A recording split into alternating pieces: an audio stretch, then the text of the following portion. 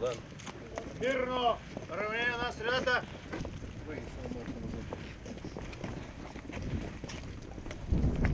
Господин министър-председател на Република България, екипажите, участващи в спасителната операция, са построени по ваша заповед.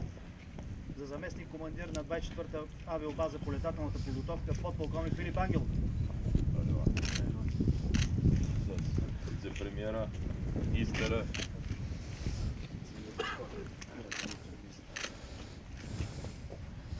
Познавам.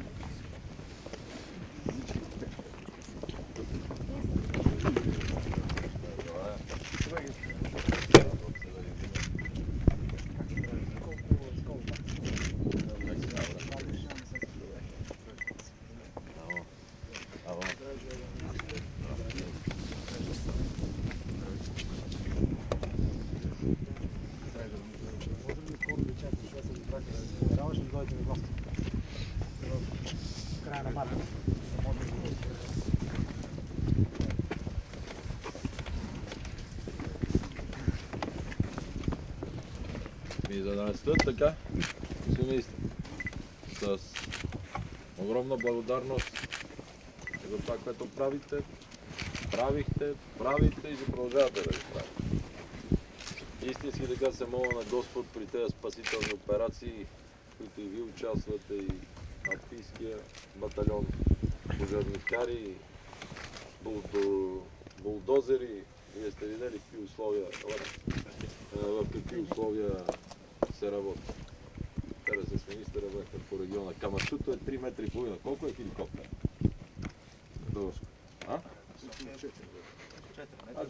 Кабината на Камачуто булдозера е едно на перката горе стои. Булдозери стои, отдолу са пропасти само. Видяли сте? Дано при спасяването в Македония видяхте вчера какво се случва.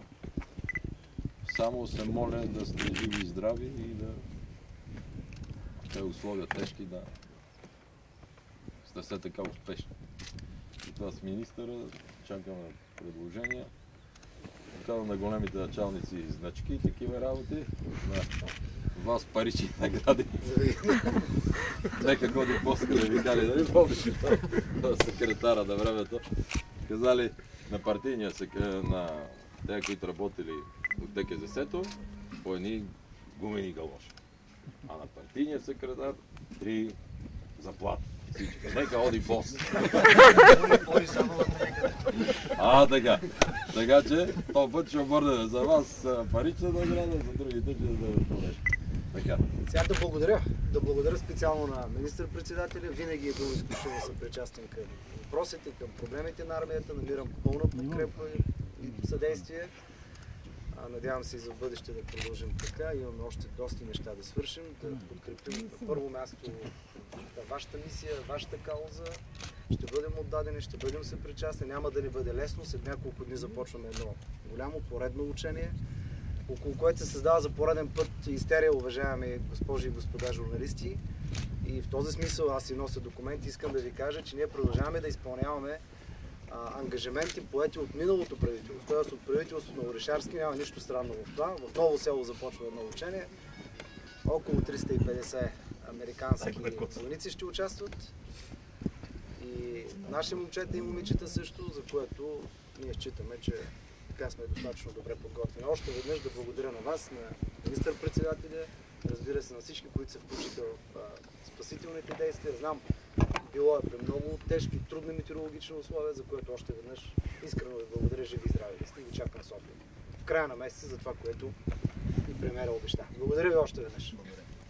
Всички благодариме. Сега дай им свободно да не стоят така и да ни покажете тук, че Руми тя има хеликоптери сега. Трябва да ти... Кой? Малко на вице-премиера, защото тя сега ще ходи да гледа по границата хеликоптери, да могат да ги различават. Какво е?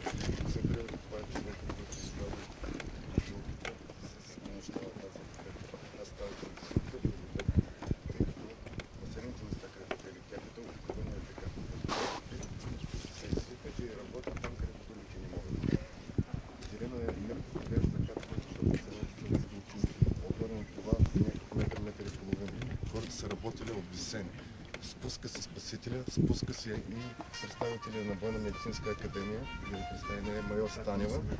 Това е лекаря. Сега го канят за кръстник. Родило се детето, иска да стане пилот. Това са двамата човека, които са слезнали първо с инжекции за инсулин, а пък родилката... Ти си доктор. Тя е лекар. И той може да ви обясни вече за оборудването, което е използвано в такива мисии. Значи там в лабораторията съм показали различните начини, които могат да бъде спуснат и извлечен пострадал. Лепетката, която е реално основното средство, когато някой пострадал, ако не може да бъде използвана вече тя. Използваме дебело въже, което бързо въже и въже за фаст-ток, който също може да бъде използван за извлечение. Използвахме и тази носилка с извлечение на родилката, защото нямаше начин да я закачиме за лебедката с посредством този колан, защото той предимно се използва за извличане на хора, които са в кондиция, които могат да имат опит с нея. Да. Иначе използваме вътрешна система, закачан с лебедката, един спасител и бива извлечен този, който е пострадал в вертолета, където има и апаратура, която е медицинска. Докторите знаят как се работи цялостно с нея и как да окажат помощ на пострадалите.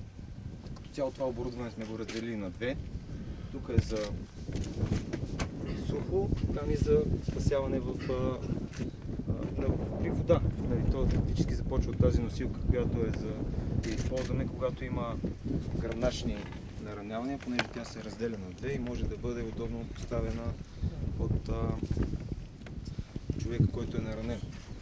От тук вече средствата за защита на спасителя, екипировка, която машината всеки ден дава дежурства и тя е екипирана. В случая сме го изкарали навънка и част от екипировката стои в дежурната стая, защото според ситуацията и според условията се взима решение и от пилота, който е командира на екипажа, каква екипировка да бъде получена, да бъде вземена, която да е пропорционална на задача, която ще бъде изпълнявана. Радиостанцията, която е много полезна, когато ще бъде още по-полезна, ако имаше hands-free, понеже спасителя трябва да я използва без случая, без hands-free, трябва да я използва понякога едната ръка му е заета. А що не вземете hands-free? Нямаме. Колко ще свалиме на НСО? Колко за hands-free? Това за няколко... Значи фактически ние използваме понякога тази каска. Тя си има слушалки, обаче не е съвместима в случая с тази радиостанция, която тя е за работа. Какви са? Мидланд ли са? Кои са? Я виж какво пише. Радиостанцията? Да. Пилот.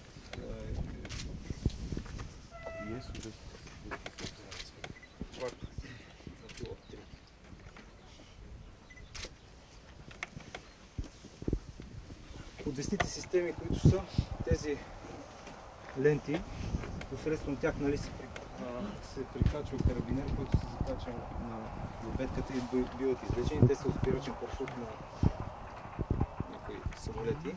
И вече в тази раница, отвънка от ляво и дясно, дето ги виждате, това са снегокотки за работа в дълбок сняг и вътре има въжета, които са карабинери, оборудване, което евентуално би се случило да бъде използвано за спасяването на хора. След това е медицинското оборудване, в тази раница вътре кислородна бутилка, апарат за за мерене на кръвно налягане и искаме с Москва да купим, като ни предложат план за бърза помощ, 5 такива хеликоптери, така заведени и дислоцираме на 5 места. Защото сега ги ползваме само техните си доктори, летци и всичко заедно. За което ще трябва към 15 милиона. Значи за hands-free-тата, направите ми една докладна за среда. За те. Готова е, господин премиер. А не може да... Предварително ви как, няма да пропуснем този Не може да... Това са дали сме 300 милиона за хеликоптери, за сигурно 3000 лева няма hands-free. То не е само hands-free, за лебедки и други неща. Те ще са много полезни, когато и самия спасител е на лебедката, да може да си говори, когато с каска всичко. Знам за това и направете и толкова. И вече към края тук това са... Къпи на триците, ефти на брашното. Хеликоптера колко струва, съоръженията към него са стотинки сравнение цената на хеликоптер.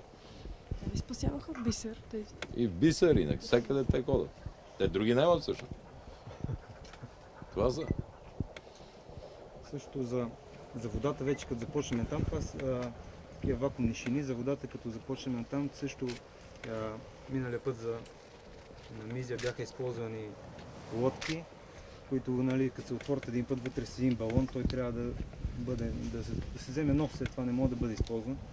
И също накрая там е неопрена, който евентуално се използва за спасяването на вода, и също така имаме, нали, има по-нова екипировка, която е едни кошници за вода, които могат да бъдат използвани по-лесно, понеже те се пускат, както сте гледали, нали, има предавания, те се пускат във водата, бедстващия влиза в тези кошове, които са приспособени за извличане от вода, и бива по-лесно изведен на самия борд. Те са сгъваеми, защото реално ние за вода работим в случая само ако трябва да бъде бедстващ с колана, с лодките, и по този начин винаги трябва да има един спасител, който е закачен на края на редетката. И това е основната част от оборудване, което сме ви показали. Нещо, ако ви интересува допълнително, може да кажем. Дайте докладната, да ви интересува допълнително. Какво още ви трябва, за да бъдете на 100% комплектовани? Значи всичко е описано с... Подготвена докладна записка до министъра на отбраната. В нея сме описали всичко, какво е необходимо за поддръжката на вертолетите и за необходимото оборудване, което ще осигури безопасност не само на спасителя, но и на спасяваните хора. Всичко е описано тази докладна записка. Кое е най-важното, което ви трябва, което, нали, ще гарантира и вашия живот? Нещата са комплексни. Трябват ни лепетки, трябват ни резервни части, консумативи за самите вертолети, защото, както каза и премиера, да, имаме вертолети дадени с страшно много пари, грехота е тези вертолети да не се поддържат. Другото, което ни е необходимо, както чухте и от старши сержант Славов, това е за самото оборудване за спасителите, като тези хендсфрите, защото наистина, когато той работи, ръцете трябва да му са свободни, а не да държи с едната ръка радиостанция. И други неща, които са към оборудването. Тези кошове, жилетки спасителни, лодки спасителни, всичко това е описано. Господин Борисов, казахте 5 хеликоптера. Кога може да стане това нещо за спасяване на хора? Когато дойде докладната записка. Сега проучват румънския вариант. Доста успешна помощ там се движи. С Москов ме е запознал, но ще търсим резерви в бюджета, когато ми предложи цялостния план. Мисля, че до месец време ще се справи и тогава ще го поставим на обсъждане, но целта е подобна. Към Министерството на здравеопазването. Да.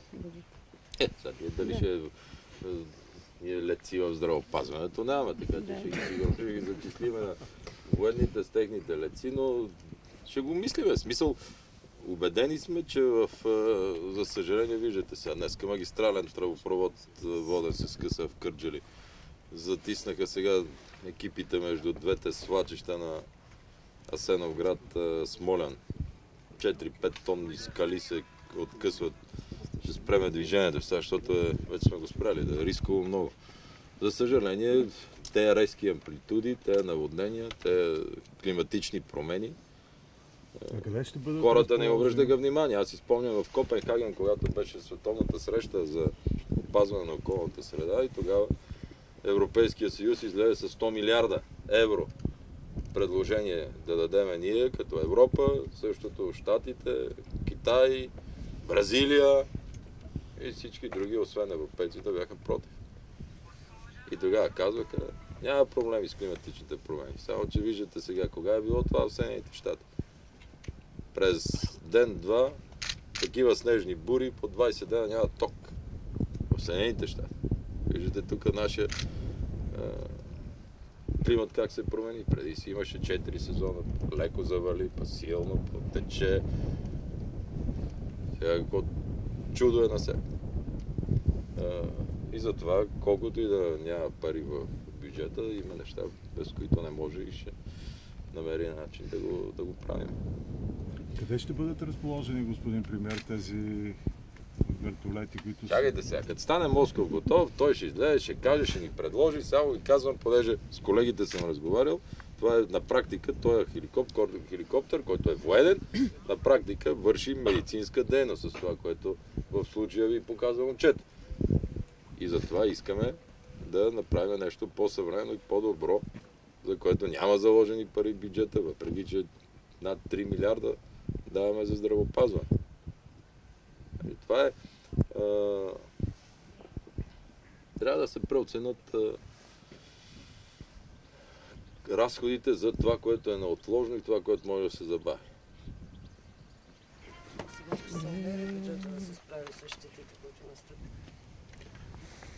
Как да се справи? Ще се справяме, не, ние и сега се справяме. И сега се справяме. Затова битката с сивия сектор е много тежка. Това, което виждате в енергетиката, променяме, това са поне 350 милиона по-малко бюджета ще похарчи. Сутринта по нова телевизия гледах от Видахим хората, където протестират, че 300 души се закръщават. Само, че държавата е плащала по 50 милиона за производство на скъп ток. А за цялата им друга дейност е 4 милиона. И всъщност всички данъкоплатци даваме пари за тази огромна разлика в цените. Трябва ли да продължим? А в същото време момчето вика, с едната ръка спасявам, с другата ръка държа лебедката, с третата ръка държа радиостанцията. Не мога да си прочете колко ръце има. Няма hands free. Не е справедливо. Така че за това водиме тази битка, правиме тези реформи, за да може тези пари, които изтичат, да си отидат по предназначение и да спасяват хора, да ремонтираме пътища, защото всичко това сега, което се е свлекло в Кърджали, нов магистрален водопровод, не знаете колко пари ще похарчиме там. Временно ще ползваме един друг водоем, но всичките министри са по строителни площадки в момента или в бедстващи площадки. Всичките, които са ресорни отговарят. Вчера бяхме с министъра по Смолянско, там и регион. Свлачищата наистина разбиха планинските пътища, най-вече, които са единствени за много от градовете, като Асеновград, Смолян. Там е нов път. Сега става ясно как са строени на времето. Те вертикални откоси. Къде го има в пътното строителство? Без мрежи, без нищо. Десетилетия така са били. И за съжаление, дойде време, трябва да ги правим ние. Магистрали, мостове, ЖП линии нови и в същото време да поправим и всичко старо. Разширяване на просеките на далекопроводите, което е много важно, разбрахте. Вчера с министъра това го приказахме, защото трябва те... Разбирайте, те така са строили, че всъщност няма един законен сервитут. Пътищата в Смолянско и оттам по тези региони, където бях, на картата трябва да минава, образно казано, тук, той минава на 2 км отстрани. И сега като се вадат документи за гори, за масиви, за... нищо не отговаря на това, което е реално. Електропроводи, далекопроводи, така с... минават през... Въобще ги няма на картата трасета. Най-образно го обяснявам, хората си го представят. С хеликоптери за облиталите да ги видят отгоре, защото на картата го няма друго, че изглежда. Господин премиер, парите в бюджета ще стигнат ли за всичките тези неща, които са много наложителни? Не се наложи актуализация по някое време? Аз се надявам, че ще се справиме с по-големите приходи. И ще влеземе на актуализация, когато имаме по-големи приходи, за да ни позволи парламента за такива неща да похарчиме по-големите приходи. Нали правите разлика? Да напишете заглавие, че актуализира бюджета. Ще актуализира, ако има по-големи приходи, парламента да позволи да вземе хеликоптери, да вземе такива неща, които на хората да им оправим на момчетата тук като дома, да кажат всичко е кукла. Защото са им купили най-хубавия хеликоптер, нали така? Няма лебедка към него. Не е ли смешно? 300 милиона миналия мандат дадох за хеликоптери. 300 милиона. И сега момчета да кажа, хубаво си дал, ама минава, трябва да се една дърга държа радиостанция. Чакаме набира яд. Това така са ги били договорили. Идва време и за самолети. Самолета. Това щърки ли са? Да. Кое време? Не дай щърки, това да си вържиме мартенички. Стъркали са, стъркали, да. Идват си. Ето ви самолети. Ето ви самолети. Може ли с двамата един въпрос, свързан с националната сигурност, въпреки че не е по темата за военната телевизия? В парламента влезе законът за комуникационния център в Горна Малина и се чуха доста сложни интерпретации. Моля да обясните какво всъщност се съдържа в този закон и какво ще прави този център. Аз вчера дадох информация по този въпрос. Действително касае се за един модул, комуникационен модул, който се изгражда в други страни също. Това решение е взето през 2011 година, обърнете внимание, през месец май. Действително модула ще бъде разположен в Горна Малина, в който ще работят 55 човека общо, от които 2 офицери, останалите ще бъдат сержанти и войници. Той се изгражда за по-добра комуникация с партньорските страни от НАТО. Чрез него ще се предава информация в действително време, ще се координират действия, ще се управляват различни съвместни проекти и инициативи. Това не е общо. Много, много елементарно, нищо особено няма.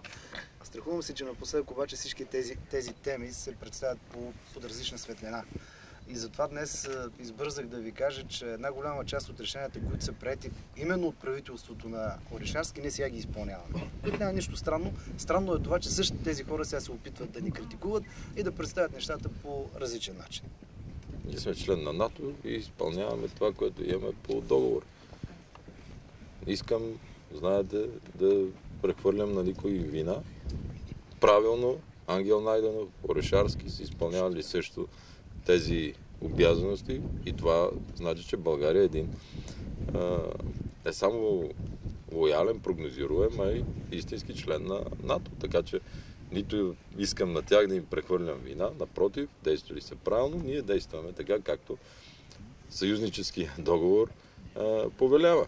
Нито говорим за войни, напротив, това е един център, който именно логистичен, ще работят хора там.